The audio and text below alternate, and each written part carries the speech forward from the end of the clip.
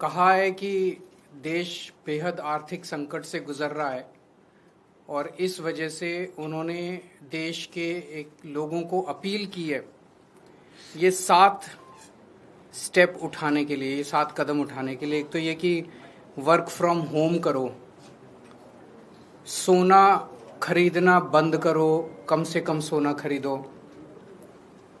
तीसरा, तेल की बचत करो, पेट्रोल डीजल की, पब्लिक ट्रांसपोर्ट इस्तेमाल करो।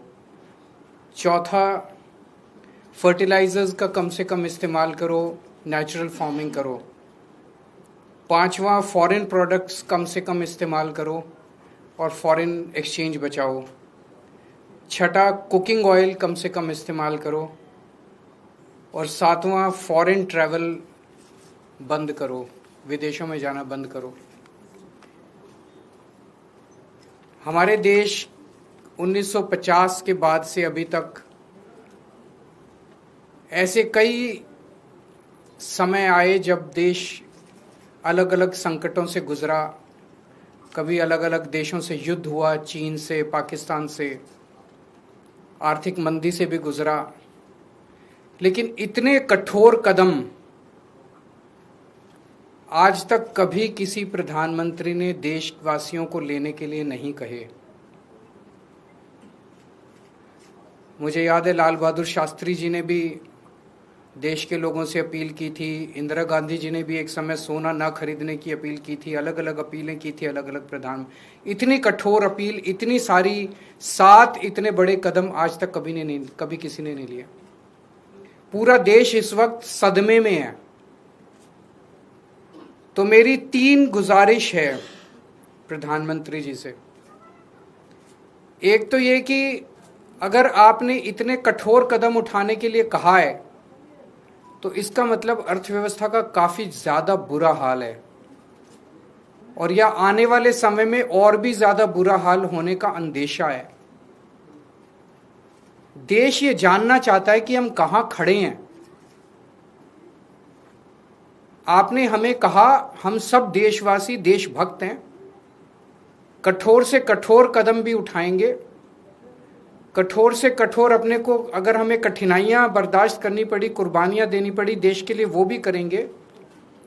लेकिन पता तो चले कि ये कदम क्यों उठाए जा रहे हैं, पता तो चले कि अर्थव्यवस्था कहां खड़ी है। केवल आदेश भर दे देने से तो काम नहीं चलेगा ना। ये देश हम सब लोगों का है, ये देश हम 140 करोड़ लोगों का है। तो प्रधानमंत्री जी से मेरा पहला निवेदन है कि वो पूरा आज हमारी क्या स्थिति है, अर्थव्यवस्था की, इकोनॉमी की क्या स्थिति है और आने वाले समय में कुछ महीनों में या 1 साल में हमारी क्या स्थिति होने का अंदेशा है, इसके ऊपर सारी जानकारी देश के लोगों के साथ साझा करे।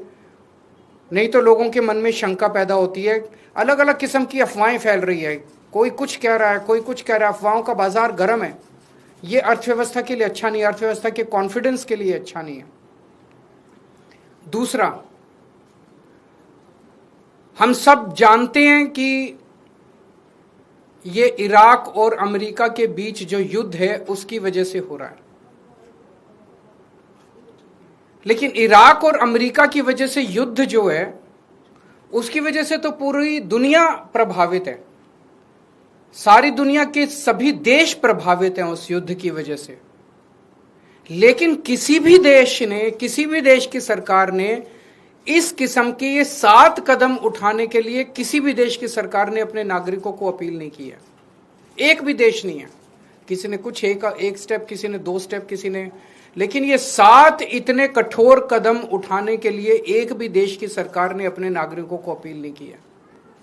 इससे मन में शंका पैदा होती है कि कहीं स्थिति केवल इराक अमेरिका के युद्ध की बजाय और भी कहीं स्थिति कुछ और ज्यादा खराब तो नहीं है। हमारा देश किन परिस्थितियों से गुजर रहा है। तो दूसरी मेरी मोदी जी से प्रार्थना है कि देश के लोगों को बताए कि जो कदम किसी भी देश ने नहीं उठाए, सभी देश प्रभावित हैं, ऐसे कठोर कदम केवल भारत देश को उठाने की क्या जरूरत पड़ी, इतनी ज्यादा क्या खराब स्थिति हो गई। और तीसरी बात, इसका सारा बोझ मिडिल क्लास पे क्यों डाला जा रहा है? फॉरेन मत जाओ, फॉरेन प्रोडक्ट्स मत खरीदो, सोना मत खरीदो, पेट्रोल डीजल गाड़ी मत इस्तेमाल करो, वर्क फ्रॉम होम करो, पब्लिक ट्रांसपोर्ट केवल और केवल इन सारे कदमों से केवल मिडिल क्लास बहुत देशभक्त है। जरूरत पड़ेगी किसी भी हद तक मिडिल क्लास देश के लिए कुछ भी करेगा, लेकिन केवल मिडिल क्लास क्यों?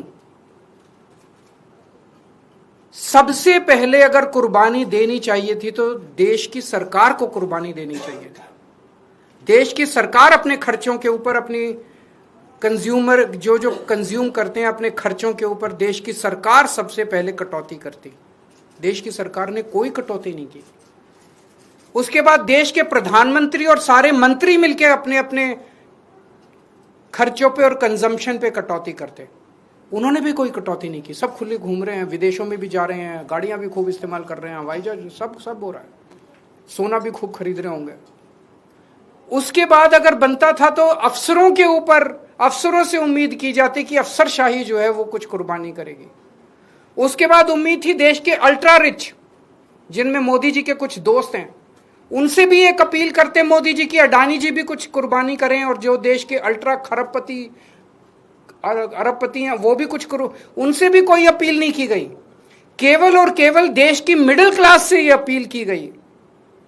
इस बात का दुख होता है। मैंने पिछले 2 दिन में कई लोगों से बातचीत की, उन्होंने कहा हम करेंगे देश के लिए कुर्बानी, लेकिन केवल हम क्यों?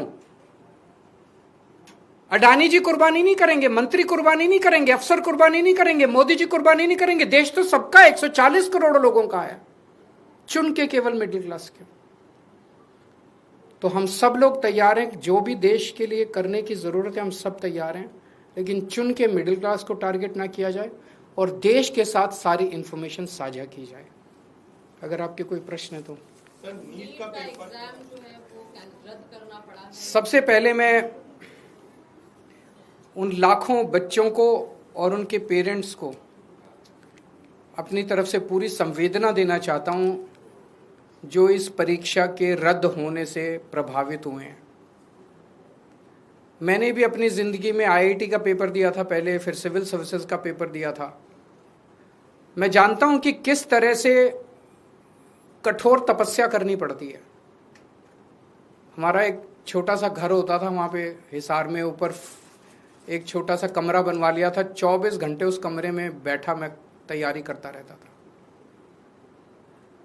फॉर्चुनेटली उन दिनों में पेपर लीक नहीं हुआ करते थे।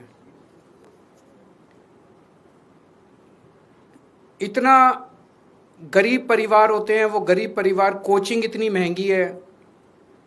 कोचिंग करने के लिए कई लोग दिल्ली आके रुकते हैं, दिल्ली में किराए की जगह लेते हैं बच्चे। अपने माँ बाप, कई लोगों के माँ बाप अपनी सोना गिरवी रख देते हैं, ज़मीन बेच देते हैं बच्चे को कोचिंग कराने के लिए। और उसके बाद अगर पेपर लीक हो जाए तो उससे बड़ा मैं समझता हूं कि धोखा किसी के साथ नहीं हो सकता। और ये नीट का पेपर पहली बार लीक नहीं हुआ। मेरे ख्याल से एक बार 17 में हुआ था, एक बार 21 में हुआ था, फिर एक बार 24 में हुआ था, और एक बार अब लीक हुआ है। 4 बार पेपर लीक हो चुका। तो पेपर ऐसे तो लीक होते नहीं है। इसका मतलब बहुत बड़े स्तर के ऊपर कुछ ना कुछ तो कल्यूजन है, मिली भगत है, पॉलिटिकल पेट्रोनेज है।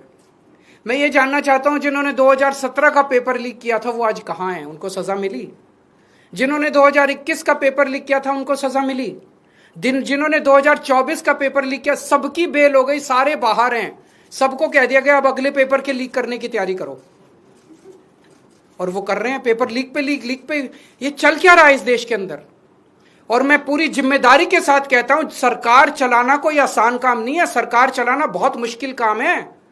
जिन लोगों से एक पेपर ठीक से नहीं होते बिना लीक करवाए, वो सरकार क्या चलाएंगे? मिले हुए हैं ये लोग। It is a case of complete कल्यूजन। लाखों करोड़ों बच्चों के भविष्य के साथ खिलवाड़ किया जा रहा है। उन सब बच्चों के साथ मेरी संवेदनाएं हैं, और मैं उन सब बच्चों को बोलना चाहता हूं कि सड़कों के ऊपर उतरना पड़ेगा। यह सरकार केवल और केवल जन आंदोलन की भाषा समझती है, और केजरीवाल आप लोगों के साथ है।